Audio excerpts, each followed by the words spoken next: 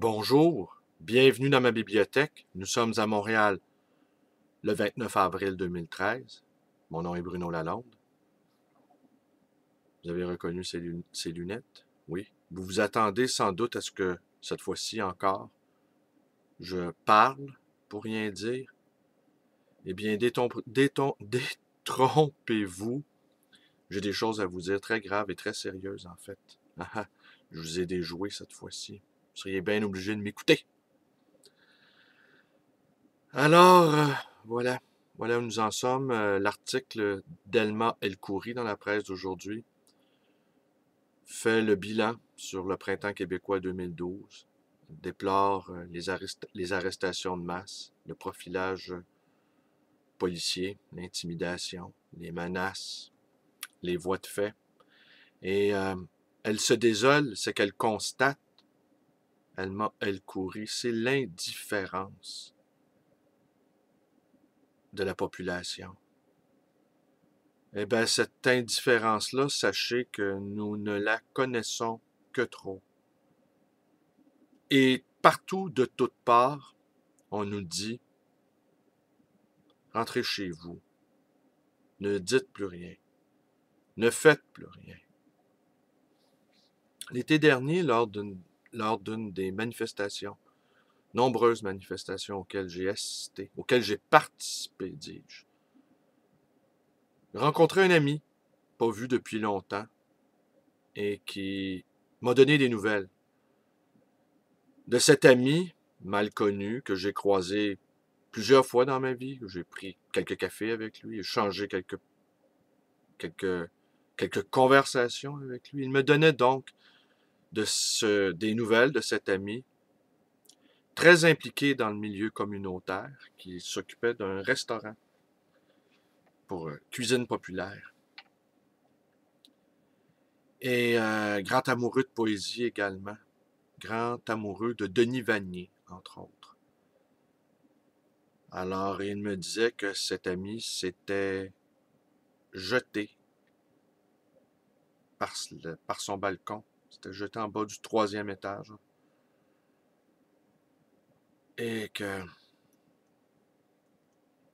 était mort. C'était la 6e personne. Pas nécessairement des gens de mon entourage immédiat, mais c'était la 6e personne que je connaissais qui s'était donné la mort dans les 5 dernières années. Tous des personnes extrêmement sensibles et toutes des amoureuses de littérature, de poésie. En vient un moment dans sa propre vie où ces morts qui s'accumulent dans notre existence, on n'a pas su les entendre, on n'a pas su les voir, on n'a pas su les aimer. Et il règne au Québec en ce moment un tel climat délétère, étouffant, terrible, terrifiant. L'heure est vraiment très grave. Et je sais même plus des fois si j'ai envie de lire. Je sais même plus si j'ai envie de faire l'apologie de la lecture, tellement l'heure est grave. Je disais en boutade à l'ami Michel Bellis, ben aujourd'hui, si on veut se suicider, on n'a rien qu'à faire un doigt d'honneur à une police. Elle va nous abattre comme un chien. Une forme de suicide assisté, puisque de plus en plus de gens sont d'accord avec ça. Au lieu de sauter par le balcon d'un 3e étage, on n'a rien qu'à dire mange la merde à une police. Il va sortir son gun, puis il va nous abattre.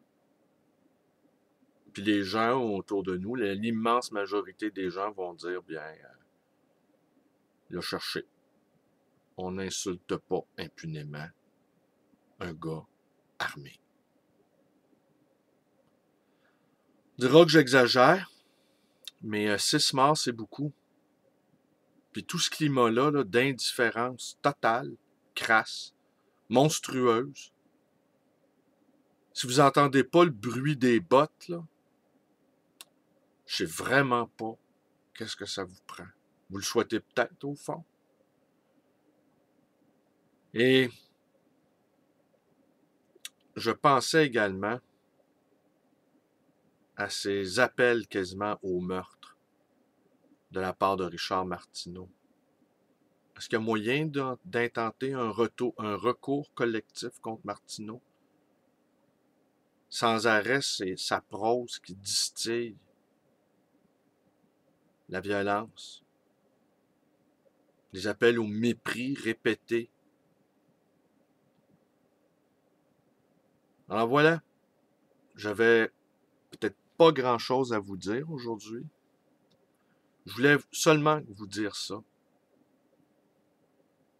Un climat terrible. D'autant plus terrible que maintenant, on parle, on fait penser à ces familles là, parfaitement dysfonctionnelles. Tout tient tant que la loi du silence règne. Et à partir du moment que l'un ou l'autre des membres de la famille commence à dire ce qui s'est passé, eh bien, la chicane pogne.